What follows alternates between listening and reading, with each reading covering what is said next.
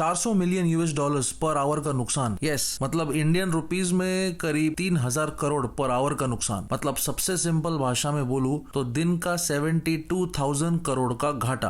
तुम सोच रहे रहेंगे कि क्या इतना लॉस भी कभी किसी को हो सकता है? हो सकता नहीं, होके गया है ऑलरेडी। तो आओ सुनाओ झगड़े की एक कहानी। एक थी गवर्नमेंट और एक थी शिप दीवानी। अरे बस करो ये म्यूजिक, इधर शेर शायरी नहीं चल रही इधर। अब बाय द वे जिसको शेर शायरी सुनने की रहेंगी वो मेरा लास्ट वीडियो जाके देखो पहले, वर्ल्ड फेमस शायर मिर्जा गालिब के ऊपर। लेकिन ये वीडियो कॉमेडी नहीं है, इन्फॉर्मेटिव है, तो ध्यान देके सुनो जरा। हाँ, तो मैं बात कर रहा हूँ शिपिंग की दुनिया के सबसे वर्ल्ड फेमस किस्सा जो हुआ था 23 मार्च 2021 को, जिसे शिपिंग की दुनिया में ब्लैक डे भी कहा जाता है। ये किस्सा हुआ सुएज कैनाल में, जो दुनिया का सबसे बिजिएस्ट वाटर ट्रेड रूट है, मतलब समुद्र व्यापार मार्ग है। तो फर्स्ट ऑफ ऑल सुएज एक सिटी है इजिप्ट में जो फेमस है उसके लोकेशन के लिए, जिसके एक तरफ है मेडिटेरेनियन सी और दूसरी तरफ है रेड सी, और ये दोनों सीज को डिवाइड करने वाली कंट्री है इजिप्ट, और सुएज सिटी इसके बीचों बीच है। इजिप्ट का मेजोरिटी धंधा पानी इस सिटी से आने वाले रेवेन्यू के वजह से चलता है, क्योंकि इधर बना है सुएज कैनाल। बहुत पब्लिक है जिनको सुएज कैनाल के बारे में कुछ नहीं मालूम। तो पहले मैं थोड़ा बैकग्राउंड देता हूँ कि सुएज कैनाल आखिर है क्या और ये पूरे दुनिया के लिए इतना जरूरी क्यों है। तो जैसे कि तुमको मालूम होगा कि हर कंट्री हर चीज नहीं बनाती, और हर एक कंट्री को डिपेंड करना पड़ता है दूसरे कंट्रीज के गुड्स एंड सर्विसेज पे। जैसे कि इंडियन लैंड में ऑयल नहीं बनता तो हमको वो लेना पड़ता है सऊदी अरब से, वैसे ही सऊदी अरब लैंड में अनाज नहीं उगता क्योंकि उधर मेजरली डेजर्ट है, तो उनको वो लेना पड़ता है अपने से। तो ऐसे ही हर कंट्री को हर कंट्री के गुड्स एंड सर्विसेज की जरूरत पड़ती है प्रोग्रेस करने के लिए। तो मान लो कि हम अगर मैक्सिमम 4-5 किलो का खाना ऑनलाइन ऑर्डर करें तो डिलीवरी बॉय बाइक पे आता है खाना डिलीवरी करने के लिए। लेकिन जब एक कंट्री को अपने पूरे कंट्री के लिए ही खाना या फिर कोई भी दूसरी कमोडिटीज को ऑर्डर करना हो कोई दूसरे कंट्री से, तो वो 4-5 किलो नहीं मंगाते बल्कि 4-5 हजार टन का ऑर्डर करते हैं। इतने हजारों टन का सामान तो कोई बाइक पे लाके नहीं देगा ना दूसरे कंट्री से, और ना ही एरोप्लेन से ला सकते इतना वजन। तो ऐसे हेवी ऑर्डर्स को लाने के लिए शिप्स का यूज करना पड़ता है, जिनको कंटेनर शिप्स भी बोलते हैं। ये शिप्स कोई सिंपल शिप्स नहीं रहते जो मूवीज में दिखाते, बल्कि बहुत बड़े बड़े शिप्स रहते हैं जिनकी लंबाई ऑलमोस्ट 350 मीटर रहती, मतलब लगभग न्यूयॉर्क के एम्पायर स्टेट बिल्डिंग के हाइट जितनी लंबी। और इन शिप्स पे कम से कम 1000 कंटेनर्स रहते, मतलब मोटा मोटा 25,000 टन का सामान होता है इन शिप्स के ऊपर। इसका बहुत अच्छा एग्जांपल है एक सिंपल आईफोन का, जिसको तुम तक पहुंचने के लिए एक बहुत बड़ा सफर तय करना पड़ता है। आईफोन बनने में जो पार्ट्स लगते हैं उनको टोटल 43 कंट्रीज से सोर्स किया जाता है। सिर्फ उसका प्रोसेसर चिप की बात करें तो उसमें का बोरॉन केमिकल को टर्की से, कॉपर को चिली से, टंटलम को रवांडा, और भी ऐसे केमिकल्स को अलग अलग कंट्री से जोड़ के ताइवान की एक फैक्ट्री में भेजा जाता है, जहां ये चिप बन के तैयार होता है। और फिर इस चिप को शिप में डाल के फिलीपींस को भेज दिया जाता है टेस्टिंग और पैकेजिंग के लिए, और फिर उसके बाद चाइना भेज दिया जाता है उस चिप को फोन में डालने के लिए। तो ये सब प्रोसेस तो सिर्फ चिप बनाने के लिए था। ऐसा सेम प्रोसेस बाकी के पार्ट्स को भी बनाने में लगता है, जैसे कि स्क्रीन, केसिंग और कैमरा। तो ऐसे एक एक पार्ट बन के चाइना पहुंचता है, जिधर उनको एक किया जाता है, मतलब असेंबल किया जाता है, और लेबल बीबल मार के डब्बे में डाल के उस डब्बे को फिर से कंटेनर में डाल के फिर वो कंटेनर को शिप में डाल के अलग अलग कंट्रीज भेज दिया जाता है, जिधर से हम उनको खरीद सकते हैं। सिर्फ आईफोन ही नहीं तो हमारे कपड़े, कंप्यूटर, कैमरा, ऑलमोस्ट हर एक चीज ऐसे ही ट्रेवल करके हम तक पहुंचती है। तो इसी तरह अमेरिका, स्पेन, फ्रांस, इटली और बहुत सारे मिडल ईस्टर्न कंट्रीज को जब एशिया में, समझो इंडिया, चाइना, जापान में सामान भिजवाना होता था तो उनको काफी लंबा रूट लेना पड़ता था। और ये रूट था अफ्रीका के केप ऑफ गुड होप से, जिधर से हर एक शिप को होके गुजरना पड़ता था। और क्योंकि वहाँ ब्रिटिश राज था तो वो उधर से आने जाने वाली हर एक शिप से टोल टैक्स लेते थे। तो ऐसे ब्रिटिश गवर्नमेंट ने मिड 1800s तक खूब पैसा बनाया सिर्फ टोल पे ही। शिप्स को टोल देने में तो कोई प्रॉब्लम नहीं था, लेकिन उसमें उनका टाइम और फ्यूल का बहुत ज्यादा नुकसान होता था। तो इसी चैलेंज को देख के फ्रांस गवर्नमेंट ने साल 1858 में उनके शाने फर्डिनेंड डे लेसेप्स को भेजा इजिप्ट को एक प्लान देके। उस टाइम इजिप्ट ऑटोमन एम्पायर के अंडर था और इजिप्ट का सुल्तान था इस्माइल पाशा। प्लान के अकॉर्डिंग फर्डिनेंड इजिप्ट को आया और इस्माइल पाशा को बोला कि हमारे पास एक ऐसा प्लान है, क्यों ना हम एक खेल खेलें जिससे कि तुम तो करोड़पति बनी जाओगे, लेकिन हमारा भी बहुत टाइम और पैसा बचेगा। मस्त प्लान है।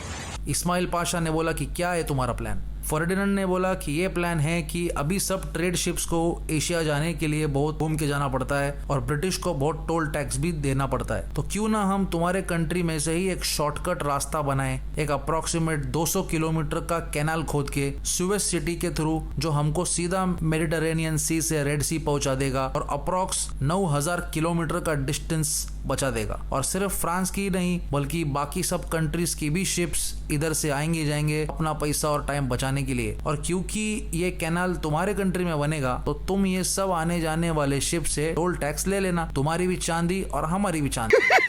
पैसा ही पैसा होगा। इस्माइल पाशा ने बोला कि प्लान तो बहुत अच्छा है लेकिन ये सब करेगा कौन, जिसपे फर्डिनेंड ने बोला कि दिमाग हम लगाएंगे लेकिन पैसा तुम लगाओ। सुल्तान ने बोला कि छोड़ दे भाई, फिर मेरे पास इतना पैसा वैसा नहीं है ये सब काम करने के लिए। फर्डिनेंड ने बोला टेंशन मत लो दादा, मैं तुमको लोन वगैरह दिला के दूंगा ना इंटरनेशनल मार्केट से। सुल्तान बोला फिर ठीक है। और फिर इस सुएज कैनाल का कंस्ट्रक्शन स्टार्ट हुआ साल 1859 में, जिसको पूरा करने में 1 लाख मजदूरों को जबरदस्ती काम पे लगाया गया अगले 10 साल के लिए। और फाइनली सुएज कैनाल बन के तैयार हुआ साल 1869 में। इस बीच में इजिप्ट की हालत बहुत खराब हो गई, उधारी और लोन ले लेके एकदम भिखारी के जैसी हो गई थी उसकी हालत। फाइनली जब सुएज कैनाल बन के तैयार हो गया, प्लान के हिसाब से दिन के रोज कम से कम 50 से 60 शिप्स सुएज कैनाल से होके जाने लगी और ब्रिटिश पब्लिक सोचने लगी कहाँ मर गए सब गांव वाले। साला अपने इधर से कोई शिप्स क्यों नहीं आ रही जा रही। और फ्रांस ऊपर से देख के मजे ले रहा था, क्योंकि सुएज कैनाल को बनाने में भले ही पैसा इजिप्ट ने लगाया था लेकिन सब काम एग्जीक्यूट किया था फ्रांस ने। तो इसी वजह से सुएज कैनाल पर इजिप्ट और फ्रांस दोनों का राज चलता था। ये सब देख के ब्रिटिश पब्लिक बहुत नाराज हो गई और बोली कि हमको भी ये शॉर्टकट का एक्सेस मांगता है, लेकिन इजिप्ट बोला हम नहीं देगा, भूल जाओ।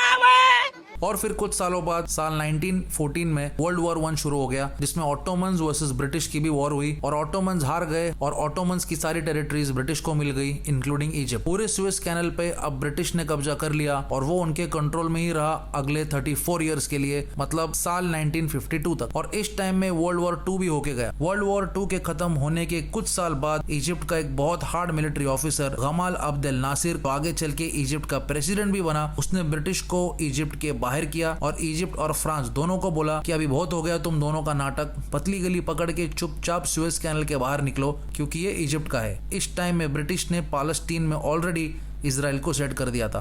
Bye the way, Israel versus Palestine की 4000 साल की हिस्ट्री पर एक कड़क टॉपिक बनाया मैंने, जिसमें ये पूरा मैंने एक्सप्लेन किया है बहुत अच्छी तरह से। तो ऊपर दिए हुए लिंक पे क्लिक करो और देखो आराम से बाद में। हाँ, तो coming back to the topic, Egypt के गमाल अब्देल नासिर ने ब्रिटिश और फ्रांस दोनों को बोला कि अभी बहुत हो गया तुम दोनों का नाटक, पतली गली पकड़ के चुपचाप निकलो सुएज कैनाल से क्योंकि ये इजिप्ट का है। और इसराइल को भी बोला कि आज से तेरा भी इधर से आना जाना बंद। ये सुन के ब्रिटिश, फ्रांस और इसराइल तीनों उचक गए और मिलके इजिप्ट पे अटैक कर दिया। लेकिन फिर वर्ल्ड वॉर 2 में बहुत खून खराबा हो गया था, तो यूनाइटेड नेशंस के लीडर अमेरिका ने फिर से इंटरवीन किया इधर भी और बोला कि ये झगड़े को बंद करो क्योंकि सुएज कैनाल इजिप्ट का है और अगर इजिप्ट एंट्री बंद करना चाहता है तुम लोग की तो उस पर कोई अटैक नहीं करेगा, अपन कुछ दूसरा तरीका निकालेंगे उसके ऊपर। अमेरिका की बात सुन के वॉर खत्म हुआ और सुएज कैनाल फिर से इजिप्ट के कंट्रोल में आ गया। इजिप्ट तो बहुत खुश था सुएज कैनाल का कंट्रोल वापस लेके, लेकिन ब्रिटिश, फ्रांस और इसराइल का दिमाग बहुत गर्म हो चुका था। उन्होंने अमेरिका से पूछा कि तूने तो बोला था कि सुएज कैनाल छोड़ दो और दूसरा कुछ तरीका निकालेंगे, तो बताओ अभी क्या करने का। तो अमेरिका ने इसराइल को बोला टेंशन मत लो, अपन एक नया कैनाल बनाएंगे सेम सुएज कैनाल की जैसा और वो भी उसके बाजू में से ही, मतलब डायरेक्ट इसराइल में से ही खोद के निकालेंगे। इसराइल ने अमेरिका को बोला कि भाई तू क्या येड़ा बिड़ा हो गया है क्या, हमारे लैंड काटने विटने का नहीं, लेकिन उससे भी अच्छा आइडिया है हमारे पास। हम एक काम करते, हम खुद अकेले जाते हैं इजिप्ट को और उससे लड़ाई करके सुएज कैनाल को फिर से हमारे कंट्रोल में ले लेंगे और तुम हमको बैकिंग दो पीछे से। जिसपे अमेरिका ने बोला ठीक है, नो प्रॉब्लम। तो 1967 में इसराइल ने फिर से इजिप्ट पे अटैक किया और इस बार इजिप्ट का एक बड़ा एरिया सिनाई प्लेटू पे कब्जा कर लिया सुएज कैनाल के जस्ट थोड़ा पहले तक। मतलब एक तरफ था इजिप्ट, बीच में है सुएज कैनाल और दूसरी तरफ था इसराइल। दोनों कंट्रीज एक दूसरे पे अटैक करने लगे सुएज कैनाल के ऊपर से। बात इधर तक पहुंच गई कि वो लोग सुएज कैनाल के ऊपर ब्रिज बांधने लग गए टैंकर्स और वेपन्स को इधर उधर पहुंचाने के लिए। और बाय द वे, ये वॉर के टाइम पे सुएज कैनाल पूरी तरह से बंद था, लेकिन जब इजिप्ट और इसराइल में ये मारामारी चल रही थी उस टाइम सुएज कैनाल में ऑलरेडी कुछ शिप्स ट्रैवल कर रही थी और वॉर की वजह से वो शिप्स उधर ही अटक के रह गई अगले 8 सालों तक। फाइनली वॉर खत्म हुआ और सुएज कैनाल इजिप्ट के पास ही रहा। और अमेरिका के बोलने पे साल 1975 में इजिप्ट के प्रेसिडेंट अनवर एल सादत ने सुएज कैनल को फिर से ओपन किया इंटरनेशनल यूज के लिए, और बदले में आज तक अमेरिका इजिप्ट को $1.4 बिलियन तक का मिलिट्री हेल्प प्रोवाइड करता है, और दोनों अच्छे मतलबी दोस्त बन गए। आज भी चाहे कितना भी ट्रैफिक हो सुएज कैनल में दूसरे शिप्स का, लेकिन जब भी कोई अमेरिकन मिलिट्री शिप उधर आती है तो इजिप्ट सबको पीछे हटा के उस शिप को पहले जाने देता है। सबको आज भी लगता है कि इजिप्ट सुएज कैनल को कंट्रोल करता है, लेकिन असल में अमेरिका है जिसने सबको हिसाब में रखा है ताकि वर्ल्ड ट्रेड आराम से चल सके और सबसे ज्यादा फायदा उसी का हो सके। तो ये सब बोल के मैं तुमको हिस्ट्री लेसन नहीं दे रहा था, लेकिन सिर्फ ये बता रहा था कि सुएज कैनल की हिस्ट्री क्या है और क्यों इतना जरूरी है वो पूरे दुनिया के लिए। तो आते हैं ओरिजिनल टॉपिक पे कि 23 मार्च 2021 को आखिर ऐसा क्या हुआ जिसकी वजह से उसको ब्लैक डे बोला जाता है। हाँ, तो 23 मार्च 2021 को एवर गिवन नाम की एक कंटेनर शिप मलेशिया से नीदरलैंड जा रही थी सामान भर के। ये शिप दुनिया की सबसे लंबी शिप्स में से थी जिसकी लेंथ थी करीब 400 मीटर, मतलब दुनिया की सबसे ऊंची इमारत बुर्ज खलीफा की आधी हाइट जितनी लंबी। तो मलेशिया से नीदरलैंड जाने के लिए उसको हमेशा के जैसे सुएज कैनल से होके जाना था, लेकिन जैसे ही वो इस बार सुएज कैनल में घुसी, तेज हवा की वजह से वो पूरी तरह से टेढ़ी हो गई कुछ इस तरह, जिसकी वजह से ना वो आगे जा सकती थी और ना ही पीछे। टोटल 369 शिप्स लाइन में रुके थे उसके पीछे उनके नंबर के लिए, लेकिन वो सब भी अटक गए इस शिप की वजह से जिनके ऊपर $9.6 बिलियन का माल था और जिसने पूरे वर्ल्ड की इकोनॉमी को हिला के रख दिया। ये प्रॉब्लम को सॉल्व करने के लिए इजिप्ट ने नीदरलैंड की एक बड़े कंपनी को हायर किया इसको सीधा करने के लिए। बहुत सारे क्रेन बोट्स, टग बोट्स, रिपेयर बोट्स और भी बहुत सारी न्यू टेक्नोलॉजी का उस टाइम की यूज करके फाइनली टोटल 6 दिन की मेहनत के बाद 29 मार्च 2021 को इस बोट को सीधा किया गया और सुएज कैनल के बाहर लाया गया। शिप वालों को लगा कि चलो सीधे हो गए अपन, अभी इधर से अपन निकल जाएंगे किसी को बिना देखे अपने डेस्टिनेशन को सुम में। लेकिन फिर इजिप्ट उसके ऊपर बहुत हंसा। बहुत देर तक हंसने के बाद उस शिप को इजिप्ट ने जब्त कर लिया और बोला ऐसा कैसे जाएगा बेटा तू, देखो बाहर निकलने में जो खर्चा पानी लगा इजिप्ट का और बाकियों का भी जो नुकसान हुआ है वो कौन भरेगा। हमारा पैसा दो, पैसा तो फूट डालेंगे हम। तो जब तक तुम पेनल्टी नहीं भरोगे तब तक मैं शिप को रिलीज नहीं करूंगा, तुमको जो करने का है वो करो। इजिप्ट ने पूरा कैलकुलेट मार के बोला कि तुमको टोटल भरना पड़ेगा $1 बिलियन और अगर तुम नहीं भरोगे और कोर्ट खेलना चाहते हो तो करते बैठो, फिर ये सालों तक हमको कोई प्रॉब्लम नहीं है ये सब करने में। शिप का ओनर था एक जापानीज कंपनी जिसका नाम था शोइकी सेनकाइशा लिमिटेड। ये सुन के शिप के ओनर ने बोला कि ठीक है हम भरेंगे, लेकिन अकेले नहीं भरेंगे, जो शिप का ऑपरेटर था उसको भी कंट्रीब्यूट करना पड़ेगा ये फाइन, मतलब जो शिप को चला रहा था। और इस केस में शिप का ऑपरेटर था ताइवान की एवरग्रीन कंपनी। बाद में ताइवान ने चालाकी दिखा के बोला कि ठीक है पहले शिप पे का सब सामान हम दूसरे शिप में डाल के लेके जाएंगे, फिर देखेंगे क्या करने का है इस केस के ऊपर। लेकिन इजिप्ट के कोर्ट ने ज्यादा चालाकी दिखा के बोला अच्छा है कि नहीं भाई, पहले पैसे भरो नहीं तो शिप भी नहीं मिलेंगी और उस पे का सामान भी नहीं मिलेगा। बहुत दिनों तक ये रोना धोना चला। इतना रोना धोना देख के फाइनली इजिप्ट ने पेनल्टी को $1 बिलियन से कम करके $600 मिलियन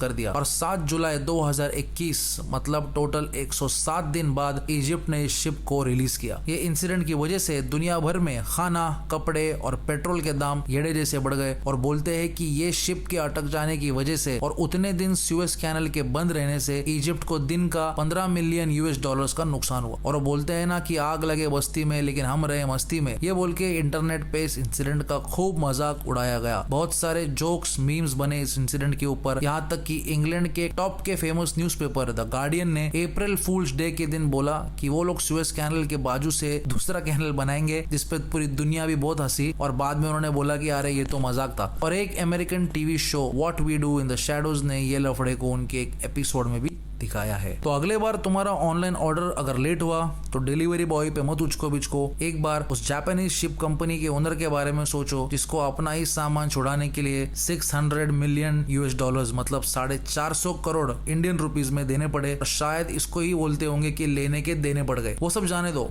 तुम किसी के लेने देने में मत पड़ो और इज्जत में कॉमेंट्स में जरूर बताओ कि तुमको ये वीडियो कैसी लगी और अगर ये तुम्हारी शिप रहती तो तुम क्या करते शिप को छुड़ाने के लिए। तो वीडियो को यहाँ तक देखने के लिए तुम्हारा बहुत बहुत शुक्रिया। और क्या बोलते हैं कि चैनल को मेहरबानी करके लाइक, सब्सक्राइब और शेयर जरूर करो। तो बहुत जल्दी ऐसे ही कड़क टॉपिक पे सबसे सिंपल वीडियो लेके मिलूंगा तुम सबसे इंशाल्लाह। तब तक के लिए सलाम, दुआ, जय हिंद, जय महाराष्ट्र।